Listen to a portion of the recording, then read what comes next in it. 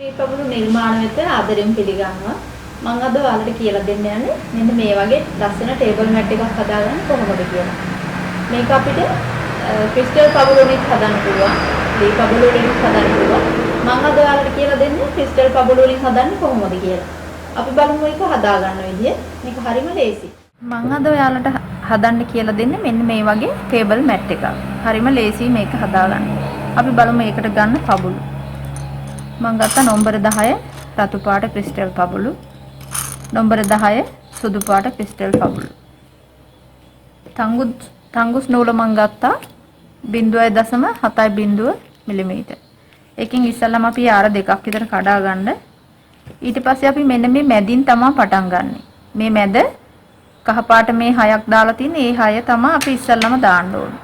මම ඒක ගන්න සුදු පාටින්.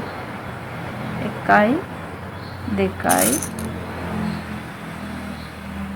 3යි 4යි 5යි 6යි. දැන් අපි මේ තංගුස් පොඩවල් දෙක මේ වගේ සමාන කරලා මැදට ගන්න.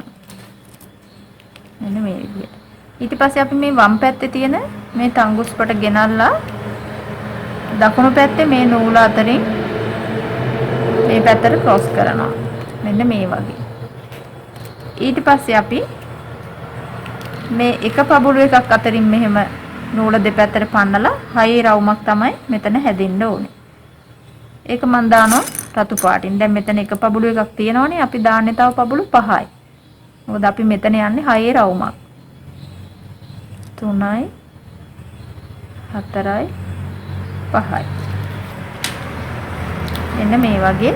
දැන් මේක මෙතෙන්ට අරගෙන මේ වම් පැත්තේ නූලගෙන මේ දකුණු පැත්තේ මේ එක පබුළු එකක් අතරින් මෙහෙම ක්‍රොස් කරන්න. මේ විදිහට.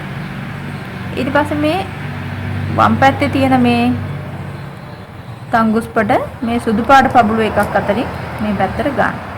මෙන්න මේ විදිහට දැන් තියෙනවා. දැන් අපි මෙතන ඉඳලා අර ඉස්සෙල්ලා අපි ඔයාලා මගේ පළවෙනි වීඩියෝ එක බැලුවා නම් ඒකෙත් මේ විදිහයි. මෙතනින් එකක් මේ පැත්තට එකතු වෙනවා හැම වෙලේම.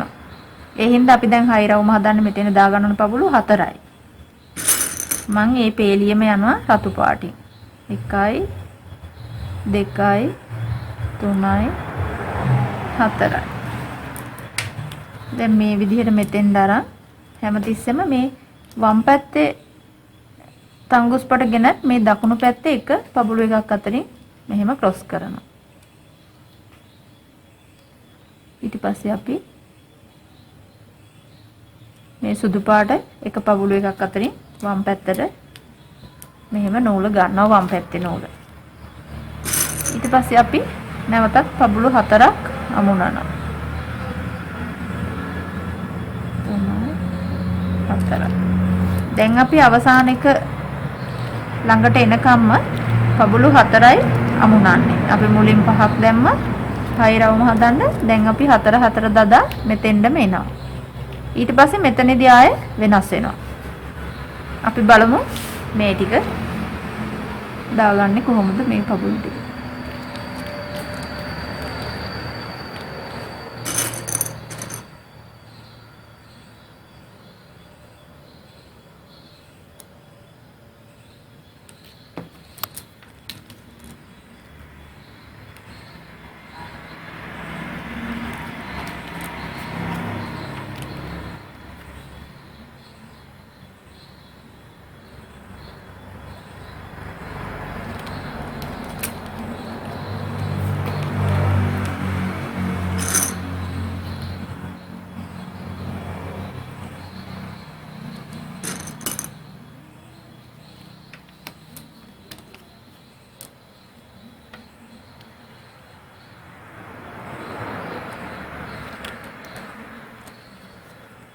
දැන් අපි අවසාන රවුම ළඟට ආවා. දැන් මෙතන අපිට හැමතිස්සෙම එකක් මේ පැත්තට එකතු වෙනවනේ. මේ පැත්තේ දෙකක් තියෙනවා. එතකොට අපි හයි රවුම හදන්න අවසානට මෙතන දාන්න ඕනේ පබුළු 3යි. අපි මේ 4 4 දදාවා. මේකට 5ක් දැම්ම, මේ ටිකට 4ක් දැම්මා. දැන් මෙතෙන් අවසන් කරන තැන පබුළු 3යි. මේ වම් අත පැත්තේ තංගුස් පොට මේ සුදු පාට පබුළු එකෙනොත් මේ රතු පාට මුලින්ම දාපු පබළුවකිනුත් මෙහෙම උඩට ගේන්න. කෙනත් අපි මෙතනදී රතු පාට පබළු 3ක් දානවා. 1 2 3. ඊට පස්සේ අපි මෙතන වම් පැත්තේ නූලගෙනත් මේ දකුණු පැත්තේ එක පබුලක් අතරින් මෙහෙම ක්‍රොස් කරනවා. දැන් මේ පේලිය හරි. දැන් අපි තුන්වෙනි පේලිය හදාගමු. දැන් ඔයාලට පේනවා මෙතන හැඩතල තියෙනවා මේ විදිහට. කෝණ වගේ මෙතන පෙන්නනවා. ඒ රවුම අපි ගන්න විදිහ බලමු. ඊට පස්සේ අපි එතන පටන් ගන්නෙ දැන් අපි ඉවර කරේ මෙන්න මේ වගේ මැදකින්. මේ දෙපැත්තේ තියෙනවා මේ වගේ කෝණ දෙකක් වගේ මේ විදිහට. දැන් අපි මෙන්න මෙතනින් මේ දෙකම අතරින් මේ පබළු එක පන්නනවා මේ තංගුස්පට මෙතනින් මේ පැත්තට ගන්නවා. දැන් තියෙන්නේ මේ විදිහට. ඊට පස්සේ අපි මෙතන මේ විදිහට මේ පබළු දෙක අතරින් මෙහෙම පන්නලා මෙතන 6 රවුමක් තමයි හැදෙන්න ඕනේ. අපි බලමු ඒක. මම ඒකට දානවා සුදු පාට. එතකොට අපි මෙතන දෙකක් තියෙනවා. තව 4යි දාන්න ඕනේ 6 රවුමට. හැමතිස්සෙම මෙතන එන ගාන ගණන් කර ගන්න. 2යි 3යි 4. දැන් ඒකත් මෙන්න මේ විදිහට අරගෙන අපි වම් පැත්තේ නූලගෙන මේ දකුණු පැත්තේ එක පබළු එකක් අතරින් මෙහෙම ක්‍රොස් කරනවා මේ විදිහට. දැන් ඔයාලට පේනවා අර දෙපැත්තේ තියෙන කෝණ වගේ දෙක. දැන් මෙතන අපි පබළු දෙකක් පන්නන්නේ නැහැ. අපි දැන් මේ එක පබළු එකක් අතරින් තමයි මේ විදිහට පන්නන්නේ. අපි මෙතන දෙකක් ගත්තා. මේ කෝණ එක තියෙන තැන් වල අපි ගන්න එකයි. මෙතන එකයි. මේ පැත්තෙන් එකක් අපිට එකතු වෙනවානේ. ඒ හින්දා අපි දැන් මෙතෙන් පබළු 4ක් දානවා.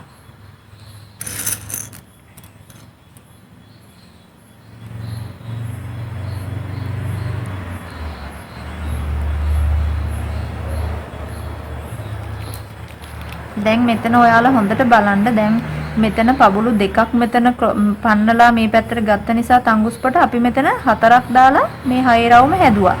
නමුත් දැන් අපි මෙතන මේ දෙවනි පේලියේදී වෙනස් වෙන්නේ මෙතන අපි එක පබළුවක් අතරින් තමයි මේ වම් පැත්තට මේ නූල ගෙනාවේ. එතකොට අපි දෙකයි මෙතන එකතු වෙන්නේ. එතකොට අපි මේකට දාන්න ඕනේ පබළු 4ක්. 4ක් දාලා තමයි නැවතත් මේ 6 රවුම හදන්නේ.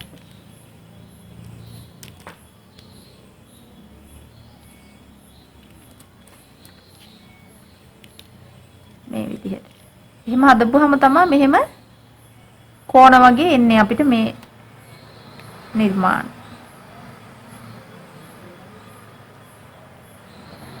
ඊට පස්සේ නැවතත් අපි යන්නේ මේ පබළු දෙකක් අතරින් යන තැනට.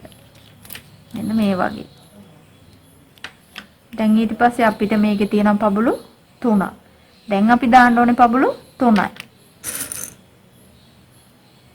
1යි 2යි 3යි.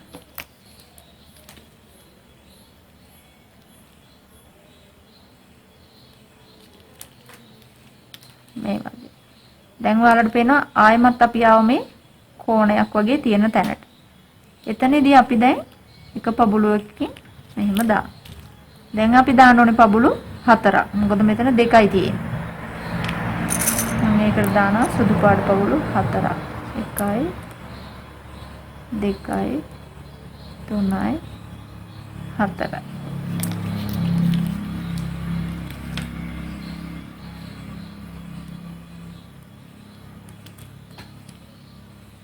ඊට පස්සේ දැන් ආපහු මෙතන පබළු දෙකක් තියෙන තැනකට තමයි ආවේ.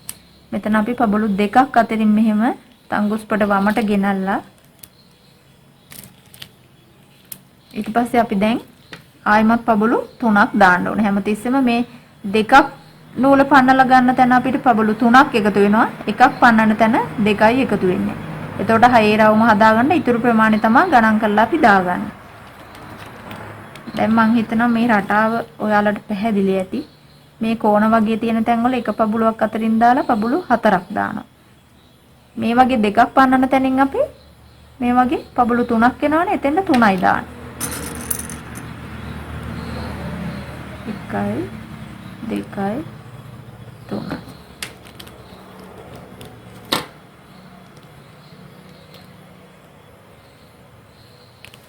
දැන් මං හිතන්නේ ඔයාලට මේ පේලිය යන විදිය පැහැදිලි.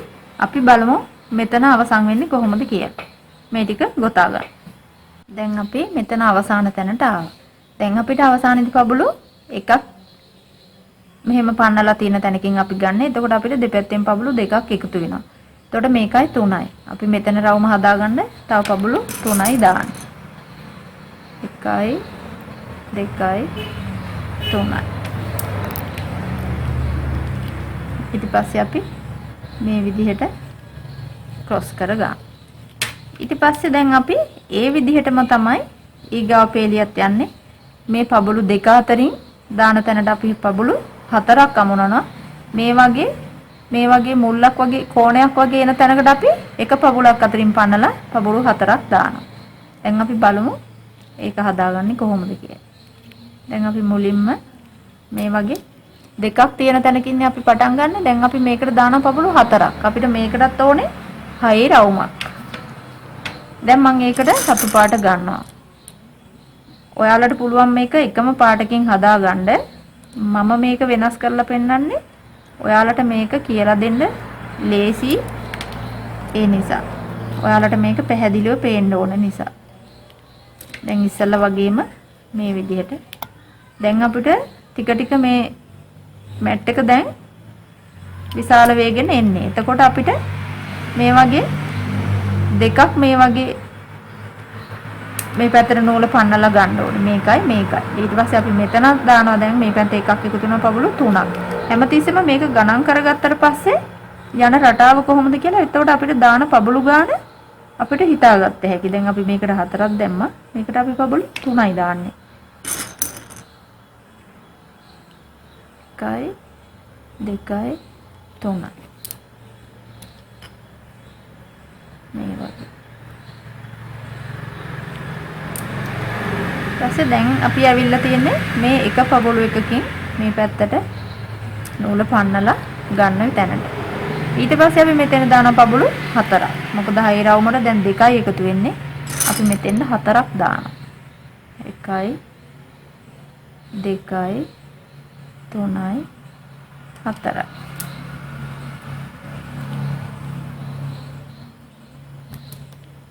මේ වගේ. දැන් ඔයාලට දැන් තේරෙනවා මෙතෙන් එනකොට ආපහු එක පබළුවක් අතරින් වම් පැත්තට නූල පන්නලා මෙතන 6 රවුම මෙතන 6 රවුම මේ විදිහට මේ අතරින් දෙකක් පන්නනවා. දැන් මේ රටාව පේනවා. ඒ විදිහටම මෙන්න මෙතෙන් එනකම් කරගෙන එන්න මේ විදිහට දිගටම. අපි බලමු එතනදී කොහොමද වෙනස් වෙන්නේ කියලා. දැන් අපි මේ වටේම ගොතාගෙන මෙතෙන්ට ආවා. දැන් අපි අවසාන රවුම ළඟ තමයි ඉන්නේ. දැන් අපි බලමු එතන හැමතිස්සෙම දැන් ඔයාලා දන්නවා මේ රටාවේ මේ පැත්තෙන් එකක් එකතු වෙනවා. දැන් අපි මේ පබුල අතරින් මෙහෙම උඩට ගේනවා. දැන් අපිට මෙතන පබළු 3ක් තියෙනවා. දැන් අපි දානවා ආයෙත් පබළු 3ක්. එතකොට 6 රවුම හරි.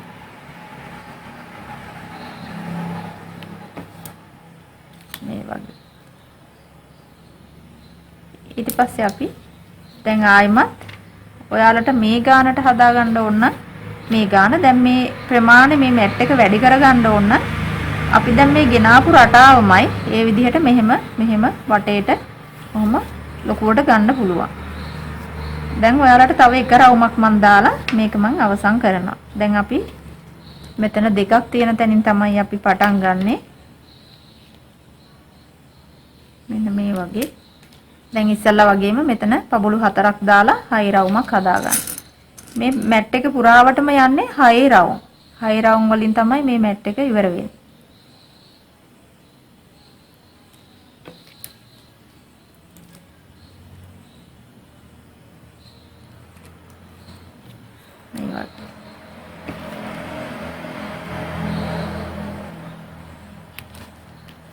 දැන් අපිට මෙතන තියෙනවා මේකෙනුත් දෙකක් පන්නනවා වම් පැත්තට 4ක් දානවා. මෙතනින් මේ දෙක පන්නනවා මේ පැත්තට. ඊට පස්සේ අපි 3යි දාන්නේ. මේකටත් 3යි. දැන් හැමතිස්සෙම මේ කෝණ එක වගේ එන තැනට එක පබළුවක් අතරින් වම් පැත්තට මේ නූල පන්නගෙන දකුණු පැත්තට අපි පබළු 6ක් වෙන්න පබළු දානවා.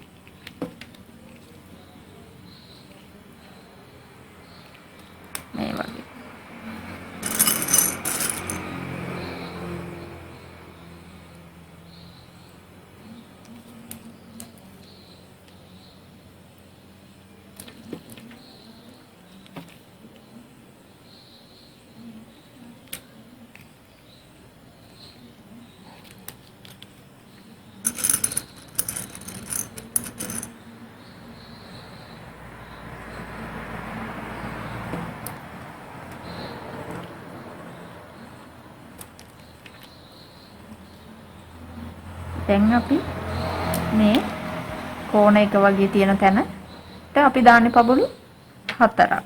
එකක් අතරින් තමයි අපි මේ පැත්තට ගෙනාවේ.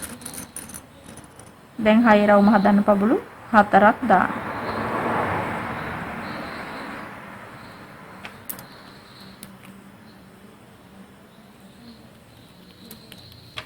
මේ වගේ. දැන් ඔයාලට මේ රටාව හොඳටම පැහැදිලි ඇති.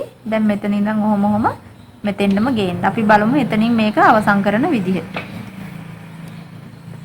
දැන් අපි මේ මැට් එක අවසන් කරන්න යන්නේ. දැන් අපි අවසාන රවුම ළඟට ඇවිල්ලා තියෙනවා. අපි අර තනි පබළු එකක් තියෙන තැනකින් තමයි අවසන් කරන්නේ. මේ පැත්තේ අපි මේ වගේ දෙකක් පබළු තිබ්බා. මේ පැත්තේ දෙකයි. දැන් අපි මේ තනි පබළුයි. එතකොට අපි දැන් මේ පබළු තුන දාගෙන ආවා. දැන් මෙතෙන්දත් අපි 6 වෙන්න 3ක්ම තමයි දාන්නේ. ඉස්සෙල්ලා වගේ අවසානයේ කියලා වෙනස් වෙන්නේ නැහැ. මොකද මෙතන පබළු දෙකක් ආවා. මෙතන එකයිනේ තියෙන්නේ. නමුත් රවුම 6 රවුමක්. හැමතිස්සෙම මේ නිර්මාණ කරද්දි පබළු ගණන් කරලම ගන්න ඕනේ. දැන් අපිට මේ හරියට අපිට මේ පබළු 5ක් එහෙම බැරි වෙලා හරි වැටිලා තිබුණොත් මේ හැඩය මේ විදිහට එන්නේ නැහැ. ඒ නිසායි මේ නිර්මාණවලදී හැමතිස්සෙම පබළු ගණන් කරලම දාන්න ඕනේ කියලා කියන්නේ.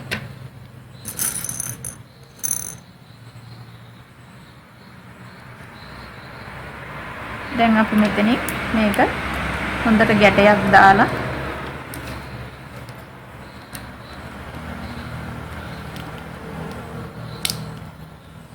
හොඳට හිර කරන්න. මම ගැට දෙක තුනක්ම දානවා එතන. මේ විදිහට හොඳට ඇදලා හිර කරගෙන මේ තංගුස්පට අර ඉස්සල්ලා වගේම එතනින් කපන්න නැතුව ටිකක් මේ විදිහට මේ පබළු අතරින් පහළට ගේන්න.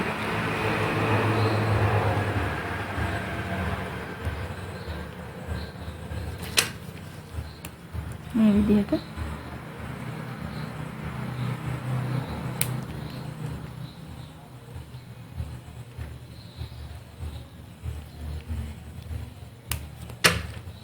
විදිහට ගෙන මෙහෙම කපා ගන්න. ඒ පොඩි තංගුස් පොටවල් ඉතුරු කරන්න විසි කරන්න එපා. ඒකෙන් අපිට තව පොඩි මලක් එහෙම අමුණ ගන්න අර මම මුලින් කිව්වා වගේ ගන්න පුළුවන් මේක.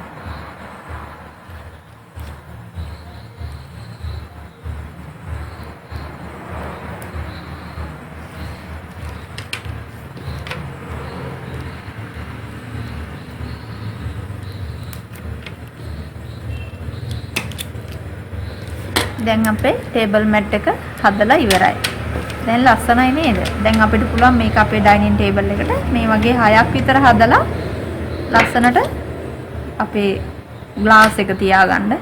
ඒ වගේම මෙන්න මේ වගේ හදලා මෙහෙම මල් වාස් එක තියාගන්න අපිට පුළුවන්. අපි නැවතත් මේ වගේ ලස්සන නිර්මාණයකින් හමු වෙමු. දැන් අපි ටේබල් මැට් එක හදලා ඉවරයි. ලස්සනයි නේද? ඔයාලා මගේ මේ නිර්මාණයට කැමති නම් ලයික් කරන්න. ඒ වගේම ඔයාලගේ යාළුවන්ට ඉගෙන ගන්න බලන්න ෂෙයා කරන්න. අමතක කරන්න එපා subscribe කරන්න. ළඟම තියෙන bell button එක touch කරාම ඔයාලට මම දාන වීඩියෝ ඉක්මනින්ම බලා ගන්න පුළුවන්. නැවතත් අපි ශ්‍රී පබුල සමග හමු වෙමු.